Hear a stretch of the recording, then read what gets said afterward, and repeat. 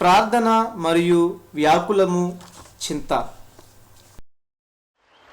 అడుగుడి మీకివ్వబడును, వెదకుడి మీకు దొరకును, తట్టుడి తలుపు తీయబడును. అడుగు ప్రతివానికి ఇవ్వబడును, వెదకువారు కనుగొనును, తట్టు ప్రతివానికి నీ తలుపు తెరవబడును.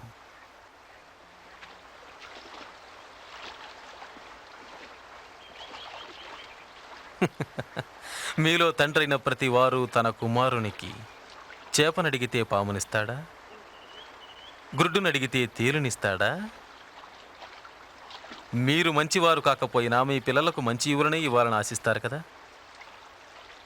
మరి మీ పరలోకపు తండ్రి తనను అడిగే ప్రతి వానికిని ఎంతో నిశ్చయంగా పరిశుద్ధాత్మనే ఇస్తాడు కదా. మేమేమి తిందుమా అని మీ ప్రాణమును గూర్చియు, ఏమి ధరించుకుందుమా అని మీ దేహమును గూర్చియు చింతించకుడి. ఆహారము కంటే ప్రాణము, వస్త్రాల కంటే దేహము ముఖ్యము కాదా? కాకుల సంగతి విచారించుడి. అవి విత్తవు, కోయవు, వాటికి కొట్లు లేవు, కూర్చుకొనవు, అయినా దేవుడు వాటిని పోషించుచున్నాడు. మీరు ఆ పక్షుల కంటే శ్రేష్ఠులు కాదా?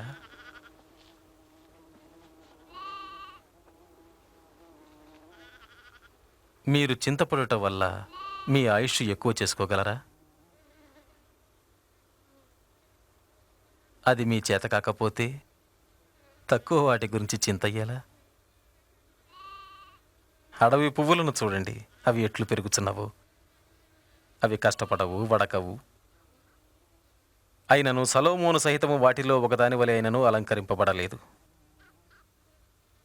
ఈవేళ పుష్పించి రేపు నిప్పులోనికి పోయే అడవి పువ్వులకు అట్లు అలంకరించితే, అల్ప విశ్వాసులారా, మరి ఎంతో నిశ్చయంగా మీకు వస్త్రాలు ఇచ్చును కదా. మా విశ్వాసమును వృద్ధిపరచు.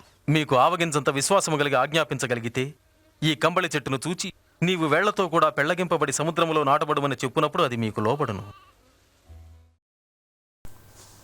అడగుడి, వెతకుడి, తట్టుడి, ఇందు ఇమిడియున్నదేమి?